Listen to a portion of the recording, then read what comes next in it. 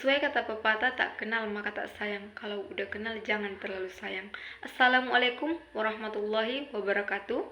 Perkenalkan, saya Nur Fadila dari kelompok 3 akan memaparkan makalah kami dari mata kuliah Hukum Internasional.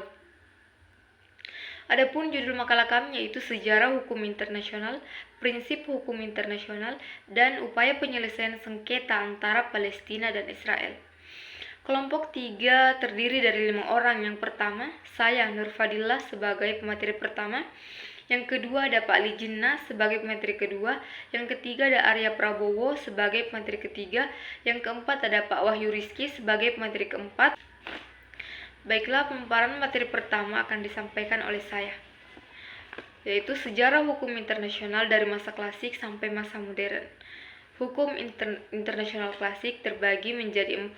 Yang pertama, India kuno. Yang kedua, Cina kuno. Yang ketiga, Yunani kuno. Dan yang terakhir ada Romawi kuno. India kuno. Dalam kebudayaan India kuno terdapat kaidah dan lembaga hukum yang mengatur hubungan antara kasta, suku bangsa, dan raja-raja.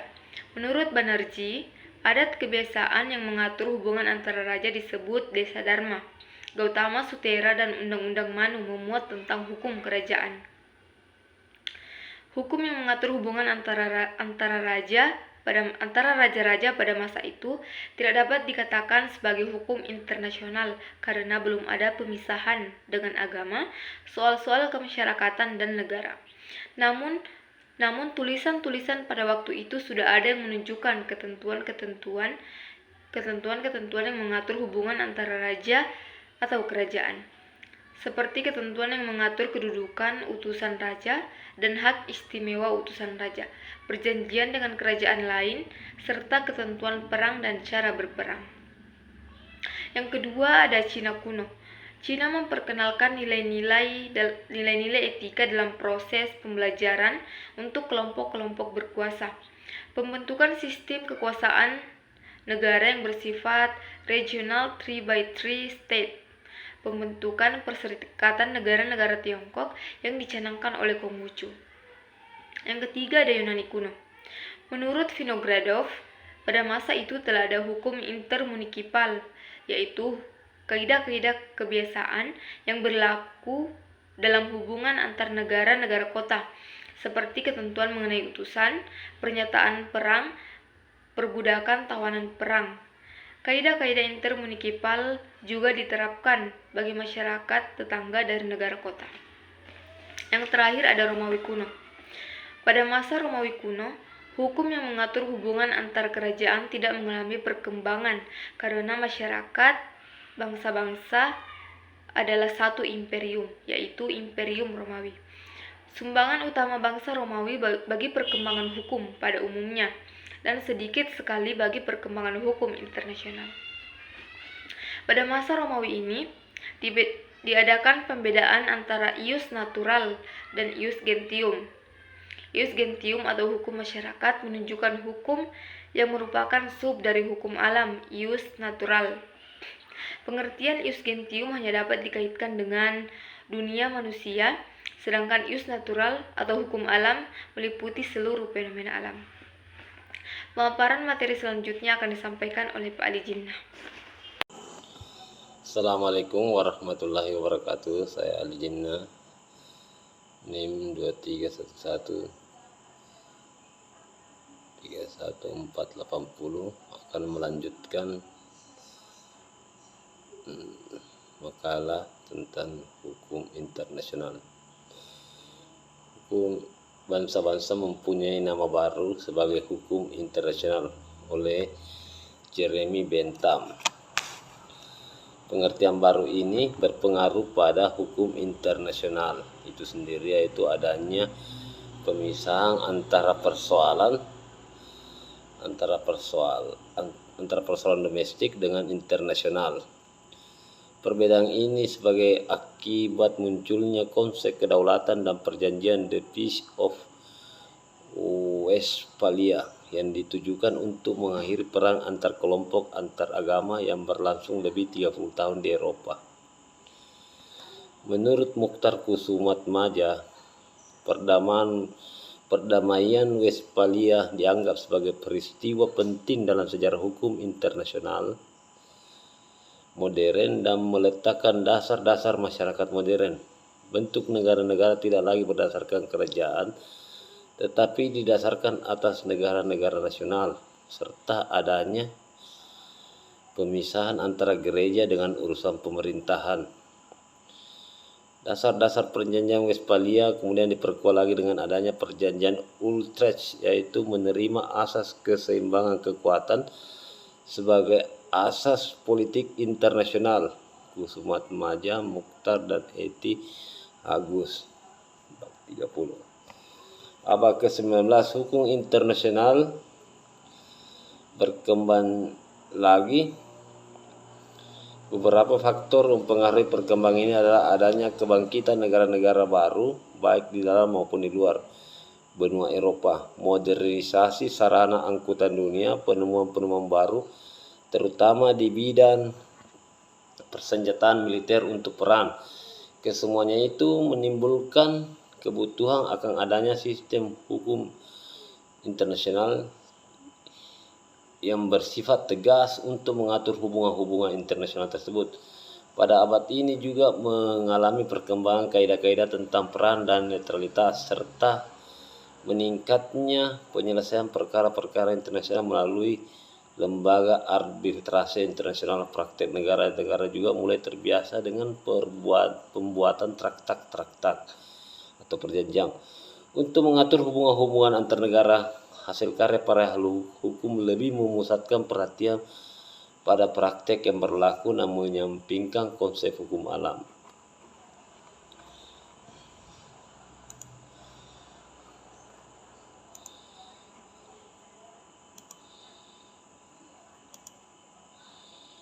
Meskipun tidak menimbulkan reason dan justice, terutama apabila sesuatu hal tidak diatur oleh traktat dan kebiasaan. Abad ke-20 dan dewasa ini, sejalan dengan perkembangan dalam masyarakat modern, maka hukum internasional dituntut agar dapat mengatur mengenai energi nuklir dan termonuklir, perdagangan internasional, pengangkutan internasional melalui laut, pengaturan ruang angkasa, luar atmosfer dan di ruang kosmos, pengawasan lingkungan hidup, menetapkan rezim baru untuk eksplorasi dan eksploitasi sumber-sumber daya alam di dasar laut di luar batas-batas tersebut, sistem jaringan informasi, pengamanan data-data komputer, serta terorisme internasional. Demikian saya akan dilanjutkan oleh teman saya. Assalamualaikum warahmatullahi wabarakatuh. Prinsip untuk menyelesaikan perselisihan internasional secara damai dalam hal terjadinya suatu perselisihan sebelum memajukannya ke PBB. Para pihak wajib mencari penyelesaian melalui negosiasi, pertanyaan, mediasi. Hal ini tertuang dalam pasal 2 ayat 3 Junto bab 6 dan bab 8 Piagam. Prinsip untuk tidak menggunakan ancaman atau kekerasan sebagai organisasi untuk memelihara perdamaian dan keamanan internasional. Keberhasilan PBB sangat tergantung dari sejauh mana para anggotanya menjunjung tinggi prinsip yang tertuang dalam pasal 2 ayat 4. Prinsip mengenai tanggung jawab untuk menentukan adanya ancaman PBB telah memuat ketentuan langkah-langkah untuk menindak dalam keadaan tertentu. Pasal 39 Piagam tentang sanksi untuk mereka yang melanggar kewajibannya. Dengan menempatkan Dewan Keamanan sebagai suatu badan politik yang diberikan kewenangan untuk mengambil langkah dan keputusan dalam menyelesaikan permasalahan yang tertuang dalam pasal 40, 41, dan 42. Prinsip mengenai pengaturan persenjataan, pasal 26 Piagam mengatur persenjataan yang dapat dipertimbangkan oleh anggota PBB karena dianggap sebagai salah satu pendekatan subsidiar dan memelihara perdamaian dan keamanan nasional. Prinsip umum mengenai kerjasama di bidang pemeliharaan dan kerjasama internasional saat ini, PBB mencoba menawarkan pilihan terbaik dalam upaya perdamaian konflik Israel-Palestina agar tidak berlarut-larut. Keanggotaan negara Liga Arab dan Israel di PBB merupakan senjata terbesar bagi PBB untuk membawa upaya perdamaian konflik ini menjadi masalah internasional yang diperhatikan dunia internasional. Pada akhirnya PBB tetaplah hanya menjadi mediator dan berharap banyak dilakukannya diplomasi dan perundingan. Prinsip hukum internasional terbagi. Pertama itu prinsip penyelesaian sengketa. Prinsip-prinsip ini meliputi etikat baik, larangan kekerasan, kebebasan memilih prosedur dan hukum, serta kesepakatan para pihak yang bersengketa. Prinsip dalam perjanjian internasional. Prinsip-prinsip ini digunakan Indonesia dalam membentuk perjanjian internasional adalah national interest, equality, mutual benefit, and compliance. 3. Prinsip umum hukum. Prinsip-prinsip ini berlaku sebagian besar negara seperti doktrin etikat baik, estoppel, dan ekuitas. 4. Prinsip hukum kontrak internasional. Prinsip-prinsip ini meliputi kedaulatan, supremasi, hukum internasional, dan kebebasan berkontrak. 5. Prinsip persamaan. Prinsip ini memandang perbedaan-perbedaan atas dasar ras, warna kulit, jenis kelamin, atau agama sebagai pelanggaran hukum internasional. 6. Sumber hukum internasional berasal dari perjanjian internasional, kebebasan internasional, prinsip-prinsip hukum, dan keputusan pengadilan. C. Upaya penyelesaian sengketa antara Palestina dan Israel. Yang pertama itu, organisasi internasional dalam penyelesaian sengketa Palestina dan Israel merupakan tujuan utama PBB. Pada hakikatnya adalah untuk melindungi umat manusia dari bahaya ancaman perang. Dan piagam PBB memuat ketentuan-ketentuan secara terperinci mengenai pemeliharaan perdamaian dan keamanan internasional. Memang pada waktu PBB didirikan, masalah pemeliharaan perdamaian dan keamanan internasional tersebut merupakan tugas dan tujuan pokok. Untuk tujuan ini, maka PBB diharapkan untuk mengambil langkah-langkah secara efektif dalam usaha mencegah dan menghindari ancaman terhadap perdamaian. Di samping itu, menekan tindakan agresi ataupun sepelanggaran lainnya terhadap perdamaian dan mengusahakan dengan jalan damai. Dalam kaitannya dengan usaha-usaha pemeliharaan perdamaian dan keamanan internasional, PBB meletakkan 5 prinsip dalam piagamnya, yaitu